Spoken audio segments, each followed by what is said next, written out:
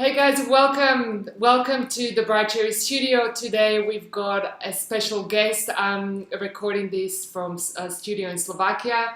Please welcome Martin, who is the managing director of CSI Leasing. It's so great to have you here. Thank you so much for making the time to have an interview with me. Thanks for having me. Martin, could you please tell our audience a little bit more about CSI Leasing and what the company does and what are you guys all about? Okay. CSI Leasing, we're a US-based company. We are specialized in IT leasing, and myself, I'm the managing director for Central and Eastern Europe for CSI Leasing. Central and Eastern Europe for us means Czech Republic, Slovakia, Poland, and Hungary. And I've been in this role for about 10 years now. And I started back in 2007, where it was a complete startup. So CSI back in 2007 has decided that it was time to open up Central Eastern Europe. And since I'm originally from Slovakia and I spent some time in the US, they shipped me over here.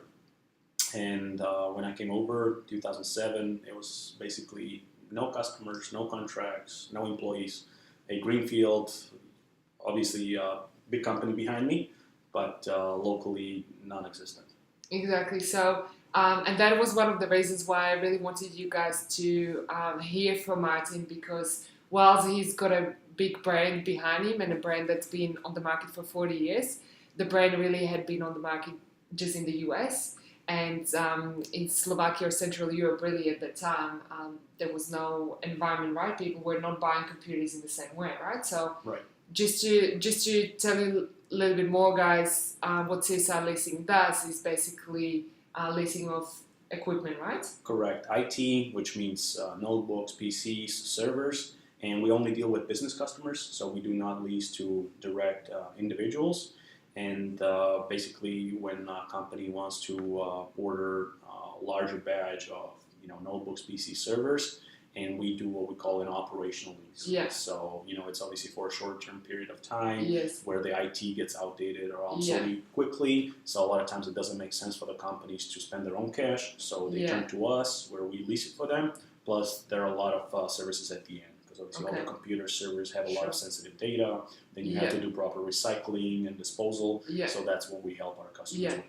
And Martin, this service did not exist in Slovakia at the time, right? Correct, because here there were leasing companies, but none specialized in IT, and none that would be providing all these services as data sanitization, recycling, those sort of models. Because their standard leasing companies belong to banks, right? So they would lease cars, they would lease machinery, but nobody who would specialize in IT and basically for banks, that's the worst asset to finance because of the depreciation and the residual values, plus what's all at the end. So it was a brand new product, and So you were basically a highly talented young individual who got a bag of money and was shipped back to Slovakia. So what did you do? Where did you start? Exactly, that's the way it was. I worked for 2 years in St. Louis. That's where our company's headquartered. And after that, at that time, president of International said, "Okay, Martin, it's time to go to Slovakia." And like you said, basically said, "Here's your budget and do your thing." And I was 26 years old, 2 years out of college. I had no experience really. Looking back, I had no experience in business, not just starting up companies and in 3 new markets, because originally we started Czech, Slovakia, and Poland. So I knew nothing about nothing. I didn't know how to issue an invoice. They don't teach you that in your MBA course. So I came here, and you sign your first customer, and the next challenge is like, what does an invoice look like? What do you do? How do I serve the customer? Exactly. So those were all the things that I was sort of struggling with, and then. Every now and then I would call, our president of International back then, and say, "Hey, what's the solution to this problem, or how do I do this?" Yes. And the good thing was, well, Martin, if you're asking me these questions, you're probably not the right person. So I said, okay. So that was my impulse. So okay, don't call them anymore. You're on your own. Yeah. You got to figure out. They made you a managing director, and you're supposed to be taking care of these things. And they were great that they gave me a lot of trust. And obviously with the money and with time, but they let me do my own thing. So it's basically like my own business. And what do you have to do first? Yes. So what did you do first? Did you first hire people, or did you go chase customers, That was or one set of up operation, or what did you do? right. That was looking back. That was one of my mistakes. I hired people too late.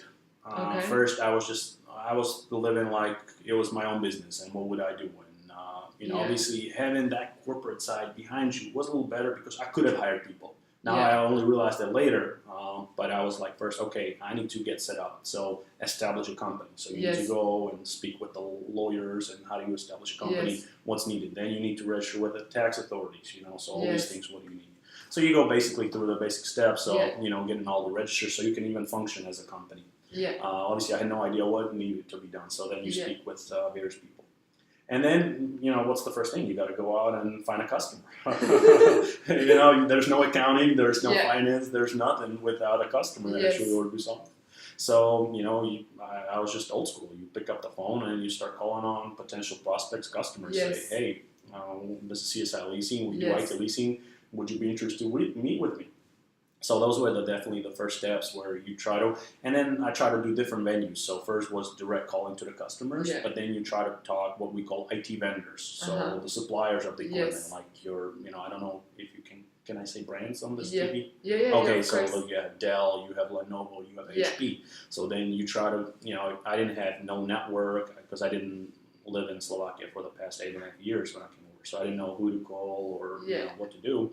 So then you call the vendors and say, hey, maybe your customers are looking for finance solutions. Yeah. Maybe we can go together to your customers. So that was an easier way for me. Yes. Just Okay. like nobody knew about CSI. So strategic partnerships. Exactly. Lined it up. And that was basically your idea of a breakthrough, right? To look for strategic partners and Exactly, an easier way to the customer because it's really, really difficult to get inside the customer with a cold call, as you know. Just to pick up a customer. I know, I'm Martin yeah. Kardos from CSI, and Yeah. give me your time. And I was calling on CFOs or CIOs, which was the Yes. Chief Information Officer at the company. They get bombarded with calls, Yeah. every day. plus I can imagine you had no PA to actually call the other PA. Of course, no. Sorry, I thought this was off, but it is off. It's even on flight mode, so sorry about that. No problem. Yeah, it was all me doing the work.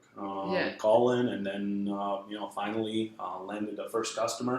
A company that was desperate to get leasing, and they were turned down by all the leasing companies in the local market. And luckily, they were looking for some IT. So it was a small deal and everything. And what we have in our company, it has to still go through a credit check because Yeah. we're a leasing company. So it's just not that a customer is interested to work Yes. with you. You have to, pass a credit check. Now Yes. this company would never pass the credit check, right? But it was a small deal. I think $2,000 or $3,000. So Okay. again, nothing what our company was looking for. Yes. And I was talking to my boss. I said, look, I don't care about this customer. Don't care about the deal. I need to learn the basics because I knew I was Yes. going to make a lot of mistakes. I'm going to prepare my first contract. I'm going to prepare my Yes. first invoice. I'm going to do the first order or whatever. And I already knew. And with this type of customer, that's just lucky or happy to have somebody providing leasing. I can Yeah. make those kind of mistakes. And sure enough, that's what happened. When I sent him the invoice, it was incorrect. It was missing information. When we were signing contracts, we sort of, did a lot of mistakes. Even the customer was kind of surprised. Are you doing this for the first time? I said, no, sir. It's just, you make some kind of excuses. Yeah, our accountants have, they've been on holidays or something, right? Exactly. So, all those things happened, but that was, my way of learning even Yeah. the basics. So, because I knew I couldn't afford, once I landed a big Yes. customer, I couldn't afford those kind of mistakes. Of course. And I knew I was going to make them. So, Of course. So you basically sacrifice the learning on a small customer, knowing that that's going to be basically a write-off. Exactly. To be ready for the big deal for when it arrives. Exactly, and it wasn't a big risk. I mean, again, it was a deal for €2,000 or €3,000. So even Yes. if that customer stopped paying us after 12 Yes. months or whatever, it was still sort of, I consider, Yeah. that's how I explained it to my Yeah. sort of boss. You are investing in my learning experience. Yeah. You're not taking a credit risk with the customer. So basically, you were ready for that learning experience, right? You knew it was going to take time, or what were you? No, I just learned the basics. I mean, obviously, Okay. getting the big customers and then going through, that process is a whole nother level. But at least I would say the 50-60% I had Yes. covered, and the major issues. Yes. The contract, the invoice, Okay. because obviously you need to sign a contract, you need to get the cash flow. Yeah. Those are the big things. Yes, I didn't of even know course. how to do those. So I was Yeah. at least ready for those. There are tons of other things that, obviously come up. But Yeah. And how did you get to your first 50? First 50, huh? A little bit of everything, as Okay. always. Hard work, so you just get call in, and once you zone in and you figure out, well, this customer has a potential. He's interested to speak with me. That could be something. So we spent about half a year going back and forth. Yeah. A little bit of luck. He maybe had some other options. Maybe he was on my competition. Maybe it was their internal cash and a loan from a bank, right? And I'm competing. Well, you should finance the IT, through operation leasing. A bank made a mistake, and maybe got a little angry with them or whatever. Cash, they needed cash for some other project. So then a little bit by way of luck said, okay, I need your leasing. But then you have to be ready. You have to be there. You have to communicate with them. You have to know what's going on with the customer. And that's how we landed sort of the first big deal. What I can say was about €500,000. Okay, which nice. was, was a big deal for me, and that was sort of like a sense of accomplishment. Yeah, amazing. Did you celebrate? My boss taught me one lesson was you can always celebrate later. The American way. Exactly. So the Australian way is a little bit different, isn't it? So I did the first $500,000, and I went to the gym. I said, I got a good workout. Okay. But cool. And then he also another lesson he taught me, and I sort of been applying that when you're on your high, that's when you're supposed to call your customers. Yes, that's true. So when I was excited and I got the first deal, nothing's a problem. So I picked up and made about 20 other calls to other customers or prospects I was working on, and you can kind of sense that as well. That, of course. You're on a positive note. So would you say that majority of the beginning was basically you stepping into the sales role? Would you say that? Right. A lot of sales. Even when I was speaking with my boss, he was just kind of saying that always, Martin, you're a lot of sales. And, your back office, your accounting, or, your finance, you're not spending time on that. And I was always speaking to him and said, look, if there's no business, then there's no accounting, there's no finance, there's no legal. So right now the hat I'm putting on, because I was all the hats in the company. Yes, of course. And right now the hat I'm putting on is sales. 80% of my time, we need to get customers, we need to get volume, we need to get some portfolio. Yes. And then I'm going to be worried about my tax returns. I'm going to be worried about, whatever we need to do with accounting or audit. But right now, you're going to shut me down. If I have my taxes all in order and if I have my audit all clean, but I'm bringing $10,000 or euros, and it's the same thing for a startup or a small business. You're not going to survive, or you're not going to get any funding if you show your prospective, of course, investors, or for yourself that you're doing business for €10,000. Yeah, of course. And for yourself, you're a highly educated person, having finished the university in the US, then, going through an MBA. How comfortable did you feel being a salesperson? Obviously never studied for it, never did it. I was always an outgoing, extroverted person, so that helped. Obviously, if I was an introvert, that could have never helped, or could have never worked, because I was on my own and I had to pick up those calls. Yes. When my company CSI decided to send me over here, I spent maybe 2 to 3 weeks learning with our salespeople in the US. 2 to 3 weeks. 2 to 3 weeks. So guys, that's how you prepare 2 to 3 weeks. And you open up kind of in the country. So I would just sit in on their meetings or sit on their calls and see what they were doing. Because I knew nothing. How do you go do a call? What do you say on that call? Yes. What is your goal on that call? Well, your goal is to get a meeting face to face. That's how you do business. You do business with people, and you need to get on. So those are the things that I learned. That the call is really just to get there, to get a FaceTime. So that's what I did a little bit, and then it was just thrown into the water, and learning, as you go. That I called, this didn't work. I said this didn't work, and trial and error. Plus, you probably had to translate all of that into Slovak too, right? Because it's different to have that in. All our website, that was my translation. So all the website, that was translated in Slovak. All the marketing materials, that was me translating at night, doing the best I could, just to get something on. Because that was 2007, so the websites were already in use, and that's how people would check you out because they never heard of CSI. So that need to be polished and in good shape. Yeah. Have you ever at any points doubted yourself? Every day. Every day. There are obviously some good days, some bad days. That was one really, really bad day that I remember to this date. I had also my boss over, and we were meeting one of the largest vendors in the world. And so I was 26-year-old, and they wanted to do a strategic partnership with us for Central Eastern Europe. Now, for us, that would have been a big breakthrough. It never actually happened, but we were in the negotiation, so it was very important. And these guys, those were all experienced guys in their 40s or 50s, and 20 years of business experience. Yeah. And they were speaking to me because I was the representative for Central Eastern Europe, and they obviously sensed a little bit that I'm a younger guy, and they could maybe push me over, and they really sort of dug into me. And they were going at it, and it was 3 guys in the meeting versus me, all alone. Yeah. And I came from that meeting, my heart was beating. I think I stood my ground. Yeah. I was like a duck, I was all calm and above the water, but underneath water, I was just like, my nerves were going up and down. And I came out to that meeting. I didn't sleep all night. I just, and the next day I was ready to call my boss and said, I can't do it. Wow. I quit, or at least to send somebody's more experience. This is just too much and experience like that. But then I kind of, sort of breathed through it, and I'm a former tennis player. Yeah. And again, one of the mottos that I've always used is the quitters never win and winners never quit. Yes. I said, I can't quit. I mean, if they fire me, they fire me, but I'm just not going to quit. And it is what it is. And if we never close this deal, we'll never close this deal, a strategic partnership. But I'm not going to call my boss and say, I'm ready. But I was very close of doing that and wrapping it up, because I just couldn't handle the pressure. Wow. That was a big moment that I remember. And obviously, there were every day when a customer calls you and something's wrong. I was taking everything personal. Yes. You run your own business, and you do something wrong in your contract, or you do something wrong in your invoice, and it's a big company, and they expect everything to be correct. And then I was always just thinking, oh my God, they're never going to do business with me. And I sent the wrong invoice, and it had a wrong amount, or I did some stupid mistake or whatever. And at the end, you find out it doesn't really matter. If you explain it, and if they value your service. Yes.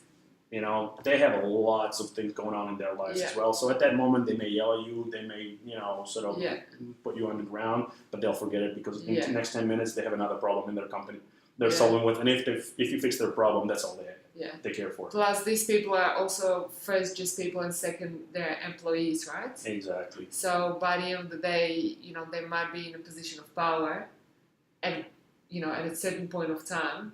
Right. But they might then, leave their business at work and come home and don't think about it, right? Exactly. And then again, you also, later on, you build stronger relationships. Mm-hmm. So then you get higher up at the company, and you make, friends with the owner, or you make friends with the managing director. That somebody in back office or whatever is not happy with the service. Yes. Okay, obviously you want to provide good service, but if you fix that, then you still have a different level of relationship with the owner. Yeah. And if he's happy what you provided him, he sees a completely different value in sort of the business.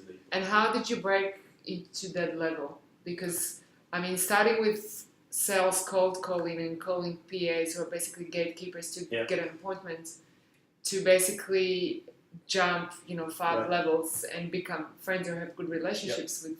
Yeah, a lot of networking. So I attended almost every show, exhibition, seminar that was on IT. Yeah. And then there are people there. So you have your coffee breaks, you have your lunch breaks. So again, you go and break the ice, and that's how you start networking. That's where you make the first contact. Then you take them out for lunch, you take them out for dinner. You do that. Then a lot of, we have, for example, we belong to the American Chamber of Commerce, right? And they were doing business breakfast, business cocktails, or whatever. So again, it's a lot more informal atmosphere. You get to sit down over wine. You don't specifically go there to talk business, but obviously it's a networking event, so you end up doing that. And that's how you network, you build the first contact. And since I was a former athlete, I did a lot of through sports. So I looked who's doing what, and I was a pretty good tennis player. And a lot of the GMs, the general managers, or managing directors like tennis, or it could be golf or anything like that. And they always like to play with a better player.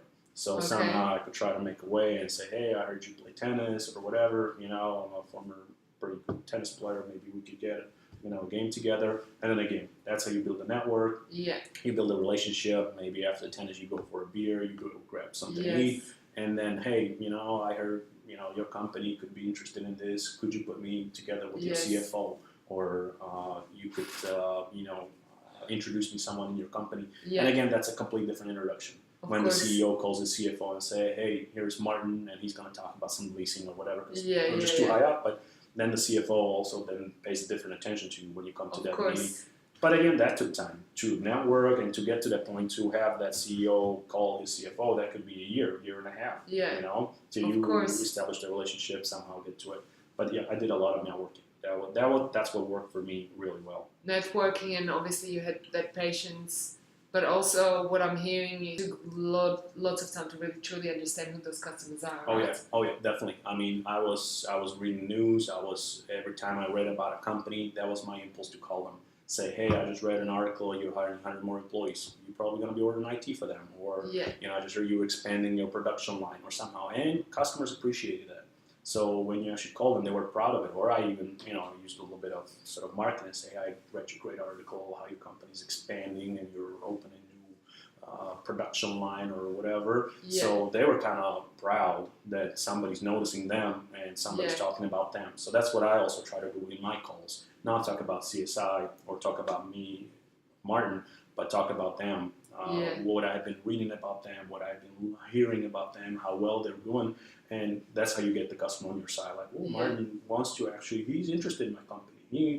He's really doing his homework. Yeah. So that's what worked for me as well in school or in tennis, that doing my homework and getting prepared. That was a big part, and that's one of the things I also learned from the 2-3 weeks I spent with the sales guys in the U.S. A lot of them were doing their homework on the company, on the project, coming prepared. That really played well, because there are a lot of guys out there that don't do that, right? And you're just one of those people that go and call, and I have a great product or great service, and you just start rambling about yourself. Yes. That's not what they want to hear. They hear that all the time. So that's what worked for me, is really talk about the customer.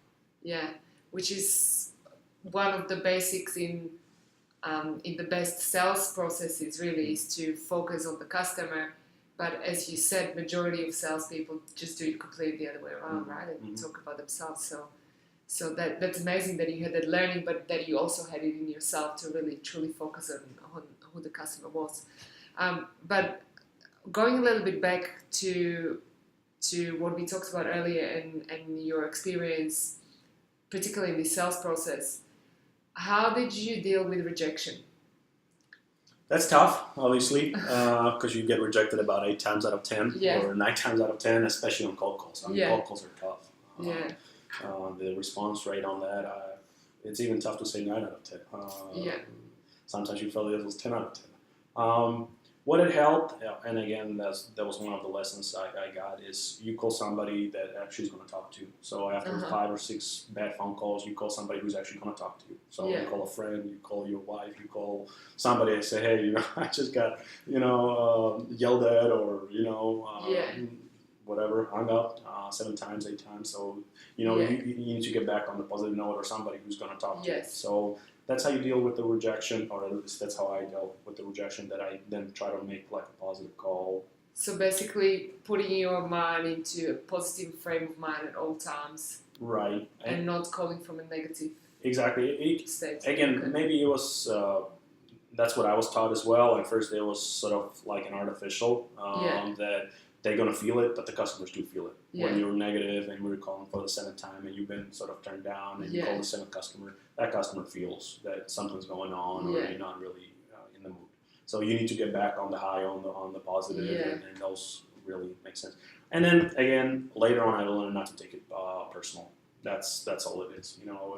When I call and 7 or 8 times turn me down, it was not because of me. They were just too busy. I called at the wrong time.